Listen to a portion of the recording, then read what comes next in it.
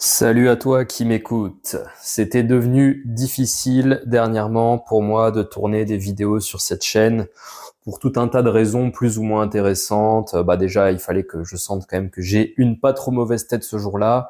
Pas mal de boulot, projet d'un nouveau roman. D'ailleurs, je vais te tenir au courant de ça très bientôt parce que j'aimerais faire une diffusion quasi live de ce que j'écris, histoire de te donner à lire de bonnes choses. Mais en tout cas, voilà, j'ai pas posté depuis une semaine et je manquais clairement d'inspiration, je manquais clairement de drive, j'avais pas le feu, j'avais pas The Eye of the Tiger comme chantait par Rocky, je sais plus qui chante la chanson de Rocky 3, et il me fallait un format, il me fallait quelque chose pour revenir sur cette chaîne, pour proposer du contenu qui soit intéressant, qui soit engageant, et je dois dire que j'ai trouvé l'inspiration chez un autre YouTuber, voilà, je préfère l'annoncer dès cet épisode 0, ce format je l'ai pas inventé, je l'ai décalqué de Nomad Slim et de son podcast Pied-Bouche, que je trouve excellent. Alors pourquoi il a appelé ça Pied-Bouche? Déjà, qui est Nomad Slim? Nomad Slim, c'est un athlète, un entrepreneur, un athlète du mouvement. Il a été combattant de Muay Thai. Il est également dans la mouvance, on va dire, Ido Portal, tout ce qui est étude du mouvement. Bref, grosse dédicace à lui. Ça a été une sacrée source d'inspiration pour moi. Notamment, il avait vendu comme ça, à prix dérisoire, une masterclass en 5 ou 6 épisodes pour devenir créateur de contenu. Et c'est ça qui m'avait, à la base, initialement, motivé à lancer cette chaîne. Donc, écoute, si Slim, tu tombes sur ce podcast, merci à toi. Et donc, pourquoi il appelait son podcast Pied-Bouche? C'est des podcasts très courts, 5 minutes à chaque fois. Il développe une idée où il te met un pied-bouche, un pied dans la bouche, hein, en Muay Thai, c'est quand tu te prends un coup de pied dans la bouche, littéralement. Si tu as pratiqué ce noble sport, tu t'es sûrement déjà pris un pied-bouche et j'espère que tu l'as rendu, que tu en as mis toi aussi. Écoute, moi je lance à mon tour du coup ce podcast que j'intitule La plume et l'épée. D'où ça vient la plume et l'épée? C'est un concept japonais, Bunbu Ryodo, la voie de la plume, du stylo et de l'épée. Oui, je trouve ça aligné avec mes valeurs en fait, vu que les deux choses que j'aime le plus dans la vie, c'est écrire et m'aiguiser, m'entraîner. Il n'y a pas que l'entraînement physique, même s'il fait clairement partie de ma routine.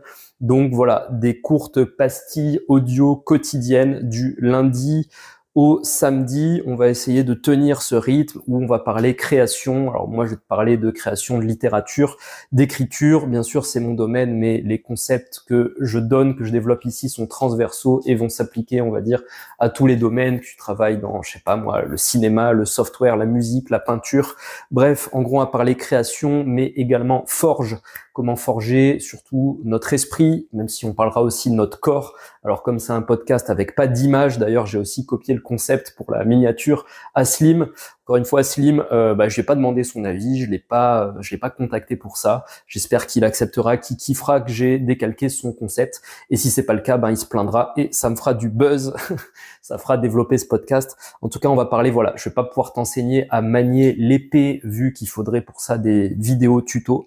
Mais en tout cas, forger son corps et surtout son esprit. La vie est une coquine, la vie est taquine et si t'es pas préparé, tu vas te prendre des pieds-bouches, tu vas te faire planter et le temps que tu récupères, c'est du temps que tu passeras pas à créer. C'est pour ça que c'est important. Et bien sûr, on va parler d'exploration, comment suivre la voie de son intuition, de sa créativité, de sa voix intérieure. Enfin bref. En gros, on est dans cet univers de la plume et l'épée. Je pense que c'est ce qu'il faut pour être aujourd'hui un artiste, un homme ou une femme accompli, c'est-à-dire avoir développé à la fois l'aspect cultivé, noble, élevé, intellectuel, spirituel de notre nature et également être capable d'être solide, d'être fluide, d'être mobile, d'être connecté. La voix de la plume et l'épée, on va se régaler avec ce podcast. Voilà, je vais faire en sorte de garder mes vidéos, mes podcasts les plus courts possibles, que ça te prenne pas trop de temps. Hein. L'idée, c'est de tourner autour des 5 minutes. 5 minutes, c'est le temps à peu près qu'il te faut pour boire un café. Quand le café sort de la machine, il est un peu trop chaud, mais les cafés aujourd'hui refroidissent vite.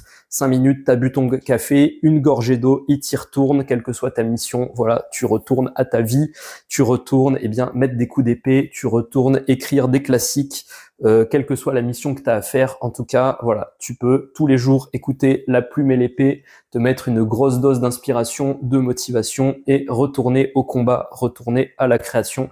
C'est tout le bien que je te souhaite. En tout cas, moi, je prends déjà plaisir à enregistrer ce premier épisode, enfin cet épisode 0.